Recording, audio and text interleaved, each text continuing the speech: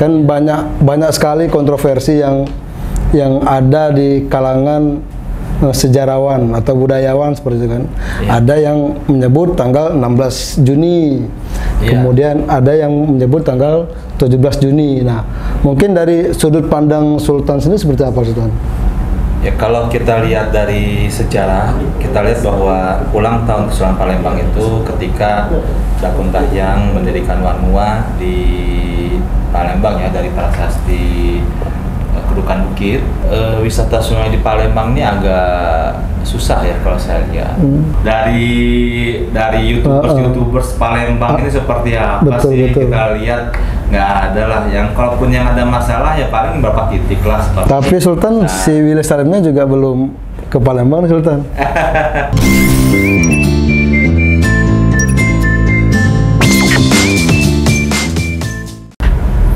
Assalamualaikum warahmatullahi wabarakatuh.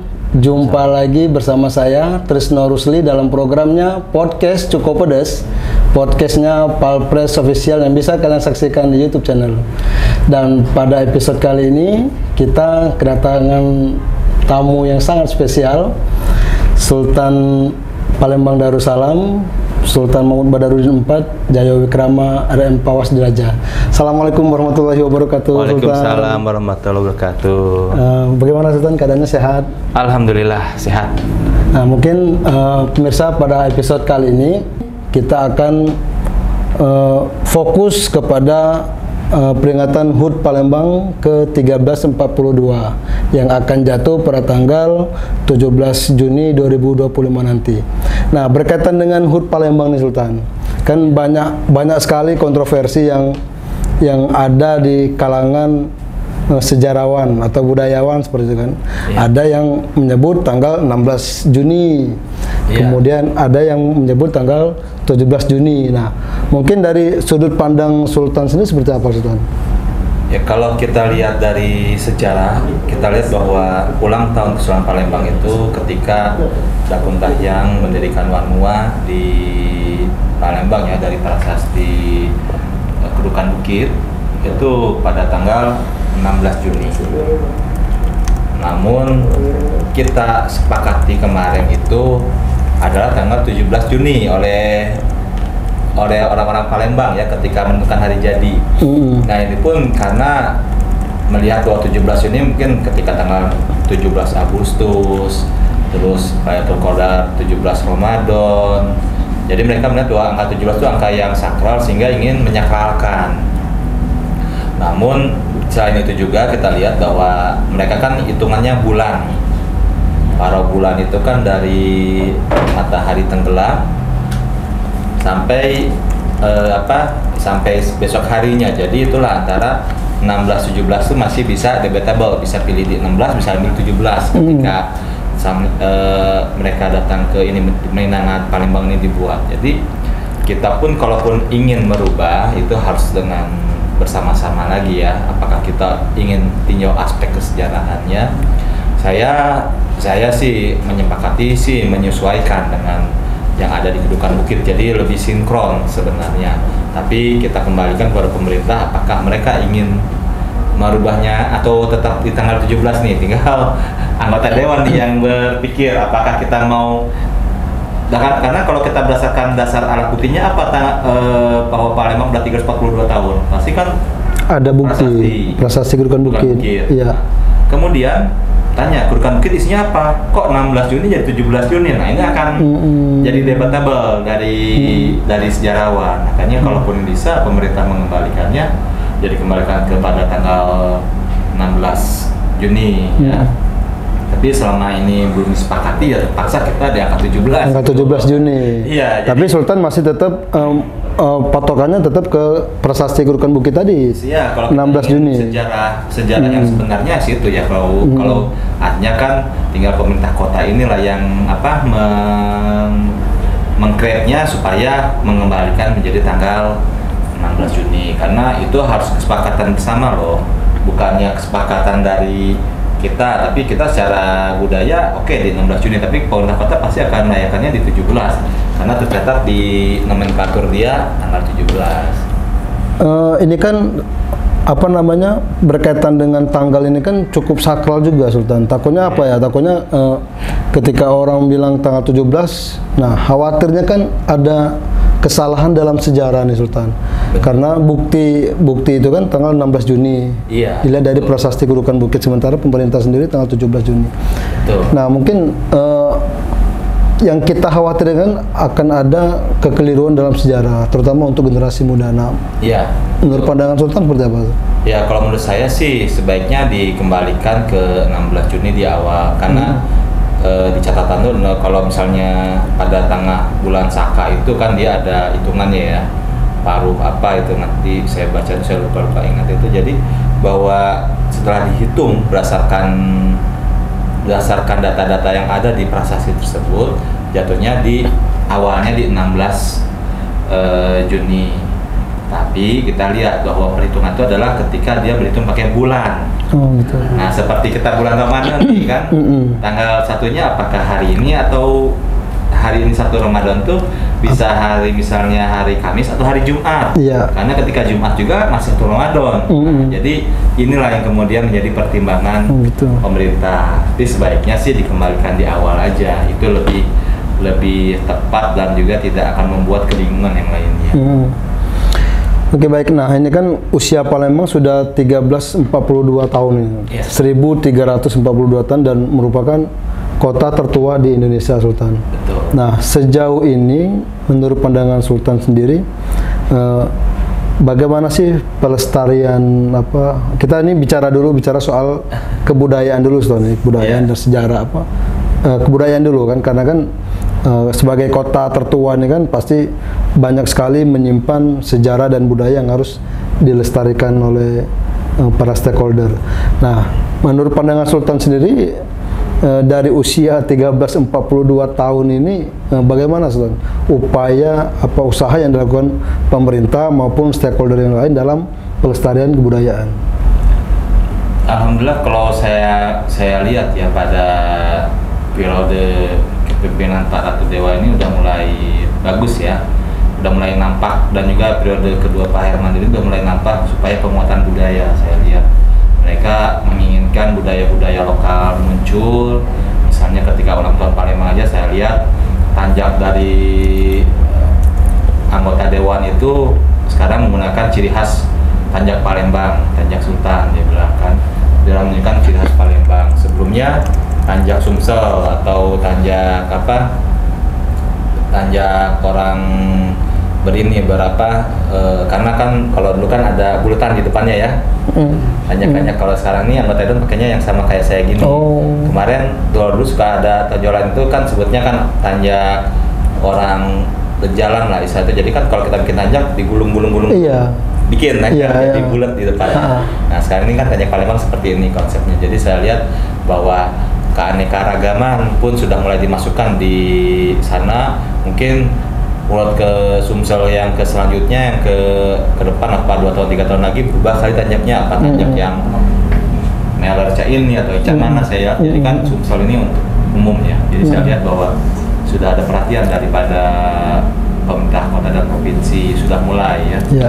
Kalau pada masa dahulu saya lihat sangat kurang, pada era sebelumnya sangat kurang dan tidak ada.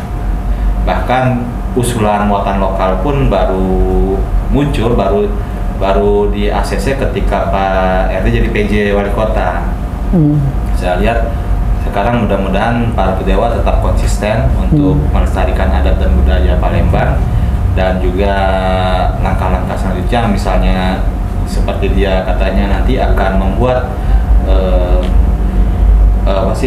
Palembang itu terasa Melayunya, yaitu dengan merubah papan-papan nama jalan itu menggunakan double aksara seperti Jogja ya, satu Latin, 2-nya Arab Melayu. Jadi kita bisa merasakan aura daripada Palembang Darussalam dari jalan B sudah terasa. Jadi mudah-mudahan segera direalisasikan, karena saya yakin Pak pemerintah kota juga ingin supaya kita ini bermartabat, lebih berharkat, jadi memiliki nilai-nilai yang cukup baik di situ.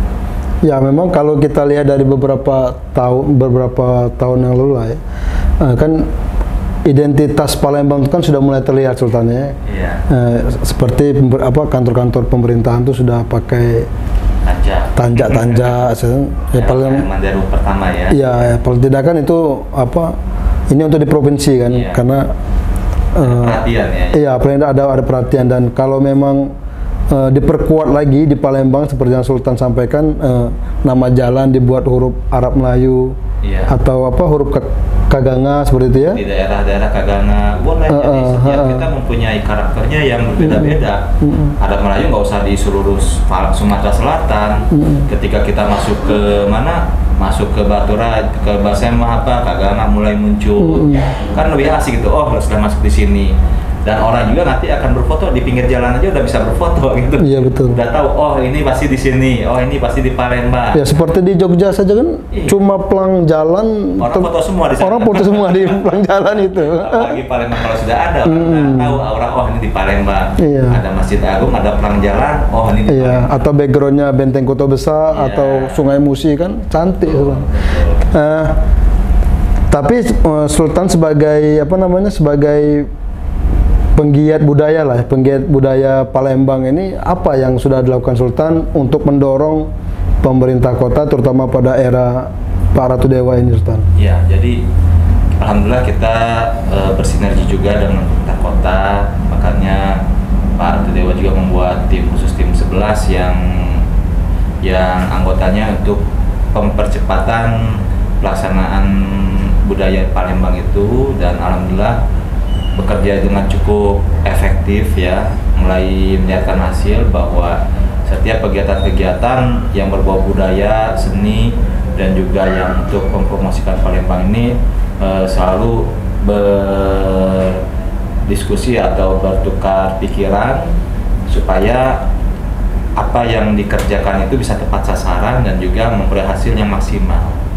Jadi ya misalnya seperti tapi sebelum tim 11 ini kayak Goba Sobe sudah masuk jadi mulok ya, alhamdulillah sudah dimasukkan. Kalau tim 11 ini mulai percepatannya, mulai dari kita untuk untuk gedung kesenian, terus mulai untuk promosi kota Palembang, kita udah mulai memperkuat identitas Palembang melalui tim ini, dan bersinergi dengan Pak Wali Kota juga, insya Allah. Nah ini berhubung Sultan masuk dalam tim percepatan itu nih, mungkin bisa bocoran sedikit lah untuk pemirsa Cukup Pedas, apa sih yang akan dilakukan pemerintah atau rekomendasi dari tim percepatan ini untuk memperkuat identitas Palembang ini, Sultan? Saya di situ bukan sebagai timnya, saya sebagai pembinanya juga. Oke. Jadi karena timnya silahkan ada orang-orang yang emang bekerja sesuai dengan kemampuan bidangnya, ada tim budaya, tim sejarawan, ada tim macam-macamnya lah. Jadi bukan hanya satu orang aja, tapi berbagai disiplin ilmu ada di situ. Kalau kita bocorannya itu yang tadi saya bilang tadi, seperti Arab Melayu akan dihidupkan kembali, kemudian kawasan wisata religi akan yang pasti nanti insya Allah tahun ini akan mulai juga dirapikan kawasan religi kita seperti Kawah Tekurep, Sabo Kingking, sama mungkin Sultan Mansur, atau kita ke Cinde. Ada beberapa titik yang akan diberikan Pak Wali itu sama Aryo Damar, alhamdulillah itu akan diprioritaskan untuk dibuat menjadi destinasi wisata yang lengkap, dalam artian di sana ketika wisatawan datang bisa beristirahat, bisa mengambil spot foto yang enak, bisa menikmati tujuan mereka, misalnya religi, bisa duduk beribadah, menenangkan diri, mendapatkan kesenangan secara batiniah. Itu apa yang akan bersiapkan, mulai dari tempat wudu, tempat dia apabila ingin bersolat sunat atau apa, itu akan kita persiapkan sehingga mereka merasa nyaman dan juga bisa meningkatkan PAD Kota Palembang. Iya, saya sangat setuju juga Sultan, kalau fasilitas itu di tempat wisata itu ya menjadi hal yang prioritas kan. Kalau kita berkunjung ke tempat wisata namun tidak ada untuk sholat atau untuk ke toilet itu kan. Tuh sanitasinya untuk benar. toilet itu harus wajib ada dan nyaman. Kalau bisa kita buat seperti hotel-hotel, jadi mereka nyaman walaupun orang dari daerah, dia bisa sholat, bisa ada minuman, bisa ada tempat istirahat sehingga nyaman, dan akan mempromosikan ke teman-temannya tahun depan atau bulan depan kita balik lagi yuk. Nah, otomatis ketika dia balik sini, dia pulang beli pempek, beli tanjak, beli songket, beli merchandise dari Palembang, jajan makanan di Palembang, PAD kita meningkat. Iya. Jumlah wisatawan meningkat. Betul. Kan mungkin bisa juga menghidupkan hotel-hotel sungai kecil yang misalnya mereka oke, kita mau 2 hari ini di Palembang, bisa nginep dong di Palembang 1 hari. Hanya kan bisa meningkatkan perhotelan juga, bisa naik juga kita. Yang penginapan kecil-kecil itu Sultan, yang 100-200 ribu. Ya kan? Benar itu. Mereka dipakai dengan orang-orang yang berniat baik daripada dipakai orang yang berniat jelek. Nah, Palembang kan juga dikenal sebagai, kalau dulu nih Sultannya Venesia dari timur kan, karena banyaknya anak-anak sungai kan. Dan itu kan kalau selama ini kan sangat sudah diabaikan nih oleh pemerintah kan. Nah, ada nggak nih masukan itu untuk kembali mengembangkan anak-anak sungai menjadi wisata sungai seperti itu, Sultan? Wisata sungai di Palembang ini agak susah ya kalau saya lihat. Yang pertama adalah sarana prasarananya juga, sungai itu sudah terlalu banyak jembatan-jembatan yang sangat pendek dan anak sungai sudah mulai mengecil. Anak sungai sudah seperti paret. Iya sih. Orang kira paretnya gede-gede, padahal tuh anak sungai yang besar jadi kecil. Iya. Tapi kalau kita ada itikat baik, insya Allah bisa. Nah, tapi mungkin biayanya akan lebih tinggi dan juga harus dibentuk. Kalaupun mau wisata sungai, apalagi jelajah kota Palembang melalui sungai itu, ketika naik kapal tuh destinasi apa sih yang akan kita lihat? Misalnya kalau kita cuma mempersiapkan sungai, nggak ada destinasinya kan, cuma muter doang, orang juga jenuh. Tapi kan harus ada spot-spotnya, apalagi kalau mau masuk kota melalui itu. Apalagi kalau mungkin kita perlu gebrakan yang cukup hebat, misalnya oke, semuanya tuh dirobohkan, semua jembatan-jembatannya menghalangi, atau rumah-rumah yang kemarin udah geser anak sungai mau kita robohin nih, mirip kayak siapa? Kayak KDM tuh lagi heboh bongkar-bongkar. Nah, kalau kita berani dan PAD kita kuat ya apa salahnya? Tapi kalau rasa Sumsel nggak tahu juga ini prioritasnya kemana. Saya nggak terlalu menyalahkan karena emang yang salahnya adalah masyarakat kita sendiri yang tidak tertib dan juga melanggar hak-hak orang lain. Seperti saya lihat di Kalimantan tuh Sultan. Jadi memang pemanfaatan sungai itu sangat maksimal. Jadi ada ada kapal, kemudian disewa rame-rame nih Sultan. Satu orang 10.000, kemudian keliling sungai Barito, ada kampung-kampung berwarna hijau, kampung air berwarna hijau. Nah, itu kan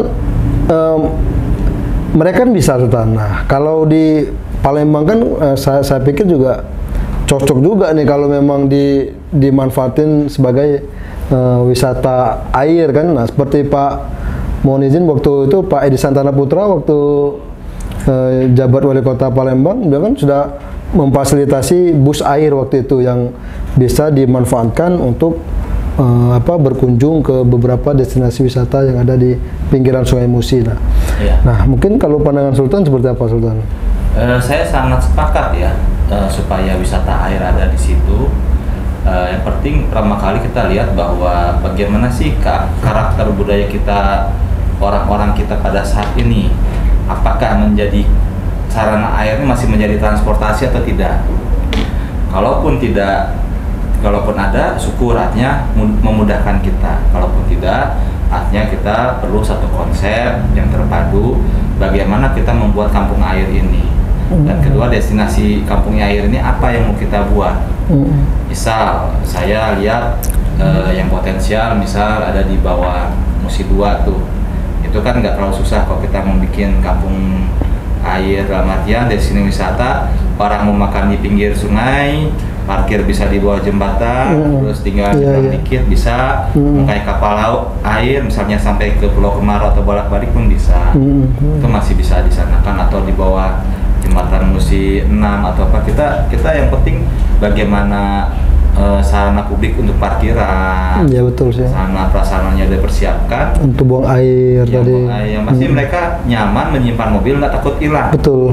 Nggak takut rusak. Nah, itu yang harus kita pikirkan dahulu. Dan biaya parkirnya jangan sampai puluhan ribu. Flat lah. Ya kan? Antara 5.000 masih oke lah. Ini kan banyak viral nih sampai 50.000, 100.000 parkiran wisatawan tuh kan. Betul. Jadi kalau bisa kalaupun mau yang ke Kampung Air tuh flat aja. Iya betul. 5.000 atau 10.000 yang pasti jelas kontribusinya berapa. Iya. Misalnya 5.000 flat sepuasnya, segampangnya, karena mereka juga sebagian jadi bagian daripada misalnya rumah makan atau apapun juga harus ada substitusi. Kenapa? Dengan flatnya parkir 5.000, orang akan berlama-lama di dalam. Iya. Akan betah gitu kan, dalam ataupun keluar masuk betah kayak gitu. Iya. Artinya sama ada subsidi silang juga yang di dalam sama yang luar. Jadi jangan hanya ini kamu sudah dapat dari sana, ini enggak, kita sama-sama bersinergi untuk masalah rezeki ya, saya lihat. Jadi kalau saya sih sepakat Kampung Air itu dibuat kembali, cuma tinggal dibentukkan objeknya seperti apa. Emang sudah tim 11 juga ada kemarin membicarakan masalah Kampung Air ini, kemarin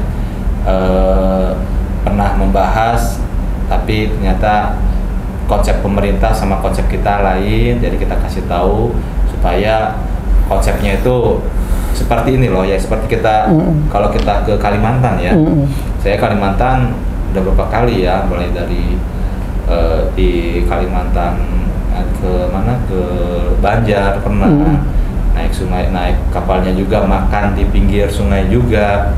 Yang menarik itu kalau kita makan di perahu kan, nanti ada perahu yang jualan nih. Iya. Jual gorengan, jual apa? Ngambilnya gimana tuh? Ngambilnya?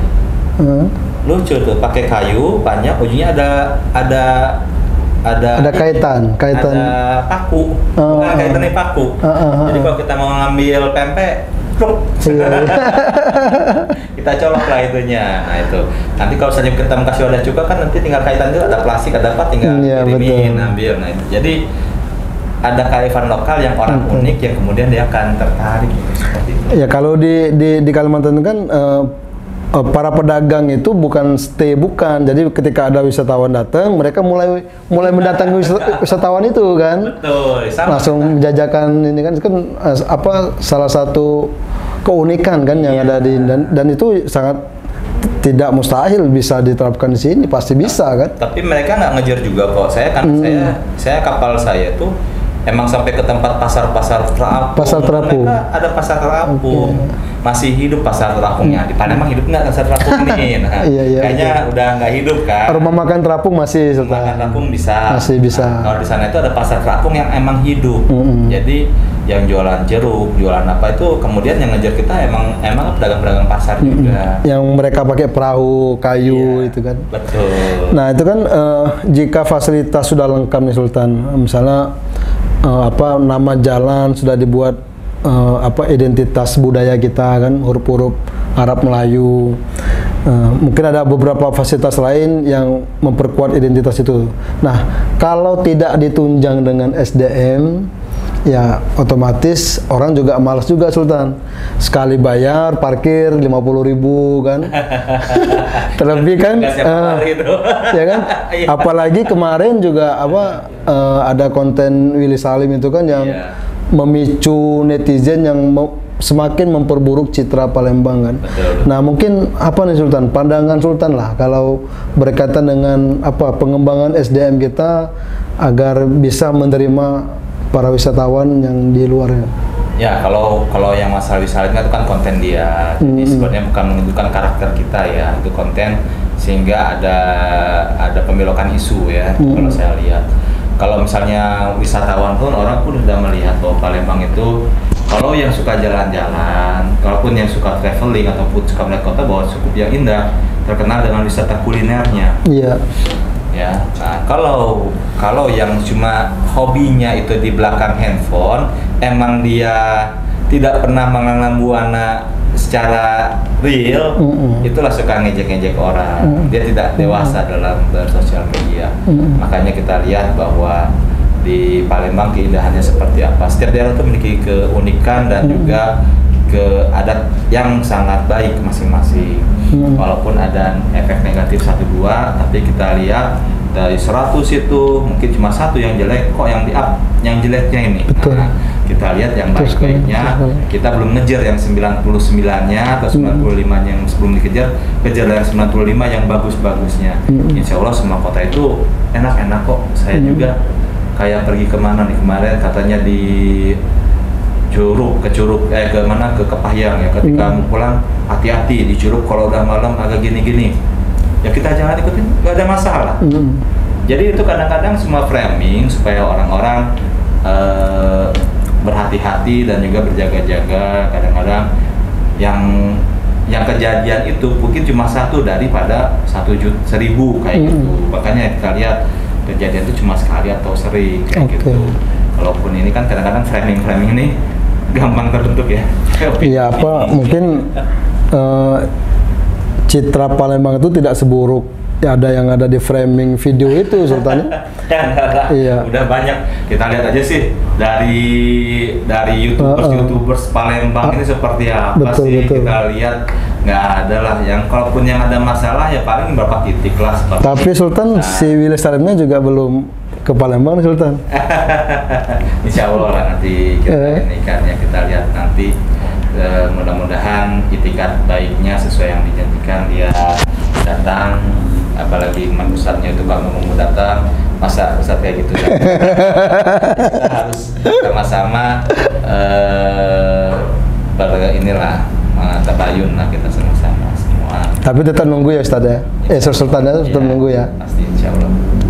Oke, baik, Sultan, terima kasih banyak Sultan sudah menyempatkan waktu di studio kita membahas peringatan HUT Palembang ke 1342 dari sisi kebudayaannya, Sultan. Semoga apa yang menjadi perjuangan Sultan dan teman-teman penggiat budaya untuk memperkuat identitas budaya di Palembang ini bisa terrealisasi. Amin. Sehingga Palembang sebagai kota tertua di Indonesia ini memang benar-benar kota sejarah, Sultan. Jadi orang yang berkunjung ke sini mendapatkan ilmu-ilmu yang bermanfaat seperti itu. Ya, memiliki berbagai macam sudut pandang yang baik, memiliki nilai-nilai positif, dan juga tahu historis sejarah-sejarah bagaimana sih sejarah dari masa lalu sampai masa kini. Oke, baik, terima kasih banyak Sultan Pawas. Ya, sama-sama. Ya, demikianlah pemirsa Cukup Pedas episode kita kali ini. Setelah ini minggu depan kita akan mengulas yang berkaitan dengan pengasingan SMB 2 Palembang yang terjadi pada bulan Juli 1821 juga bersama Sultan Pawas Diraja. Baik, sampai di sini dulu episode untuk kali ini. Saya Trisno Rusli. Wassalamualaikum warahmatullahi wabarakatuh. Waalaikumsalam warahmatullahi wabarakatuh.